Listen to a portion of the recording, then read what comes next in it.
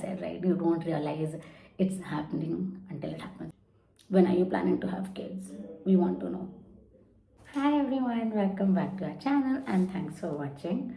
Um, so today what I want to talk about is more of a personal experience I had in one of my interviews, and one of the most negative experience I've had as a woman in interviews or in general in the last few years. I don't think I've ever felt this agitated, angry about how unfair the system is. So yeah, I think I'll like get back into it now that I've given like a quick heads up. I could sound very angry, very agitated. However, this is like a very old story, but it's something that still makes me furious, and I still cannot digest the fact that this happened to me in a generation which we are in currently. Like I always thought that all of this discrimination was for much, like, it used to happen much later on, but maybe when I am in this niche it won't happen for me, which is when most people asked me that, is there something like this, have you felt discrimination? For the longest time my answer was no, but this incident completely changed that. I think I always talk about this incident whenever someone asks me this question now. So there was this one specific company I was interviewing for.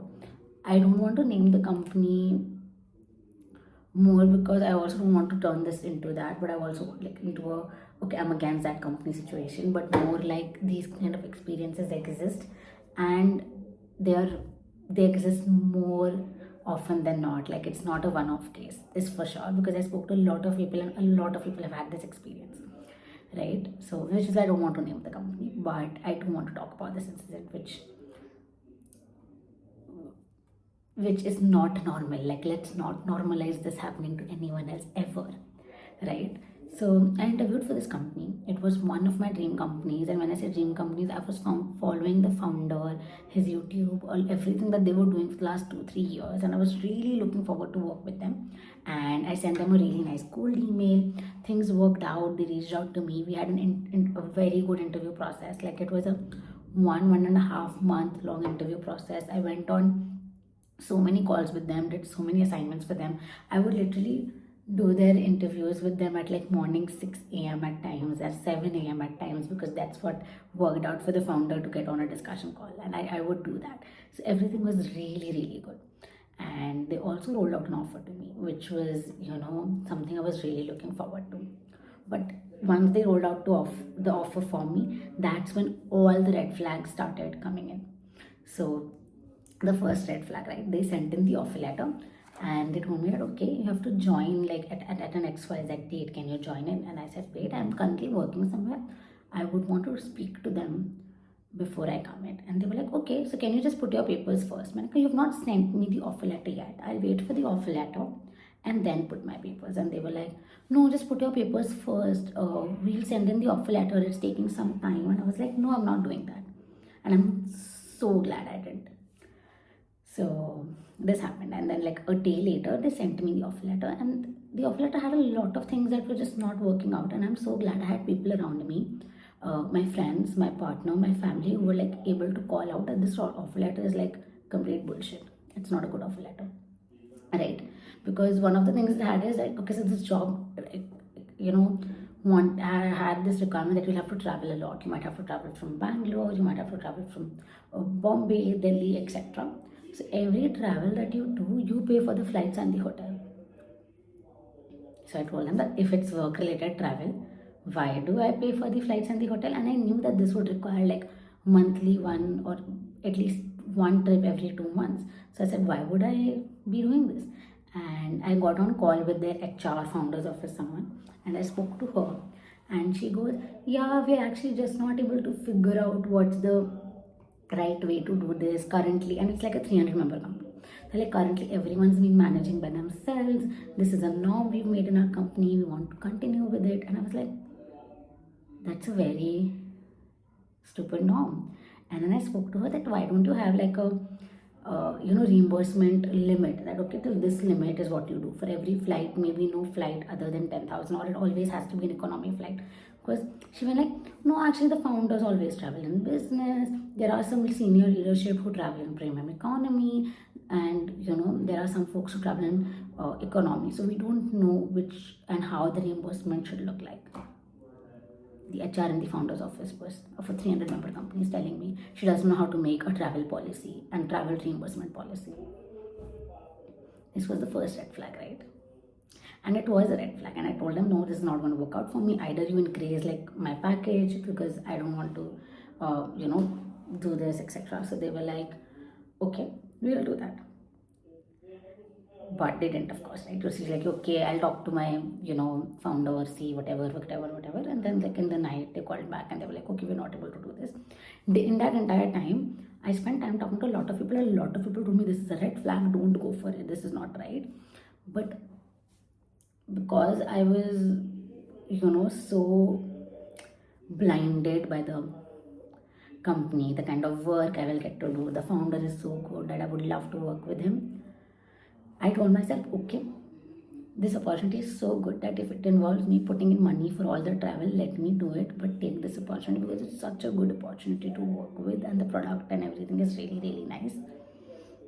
So this is what I was thinking, okay. So I went on like another call with them a few days, like a day later or something, and I'm on call with the HR, right?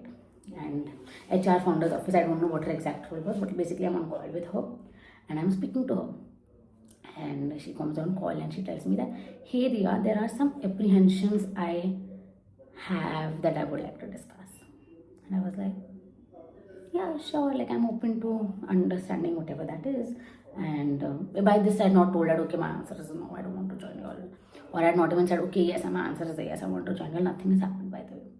So she goes, okay, there are some apprehensions I have. This is an interview with the HR founder's office person, right? And she goes, there are some apprehensions I have.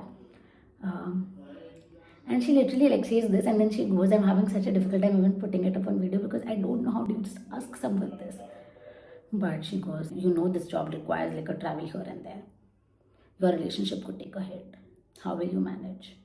When are you planning to have kids? We want to know. That's it. She said that. That's it. That's when I was.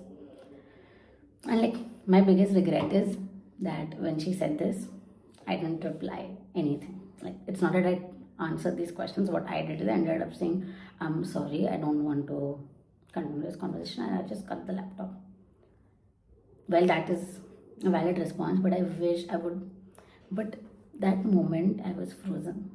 I don't think I've ever been this speechless in a conversation ever in my life. But in that conversation, I was like speechless. I didn't do anything.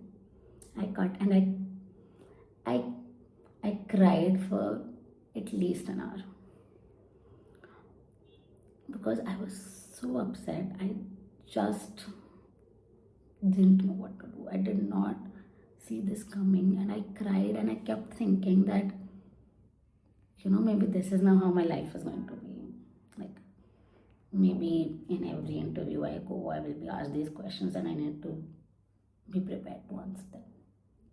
Or maybe this like difference between me as a female and other, interviewees who are males will always be there.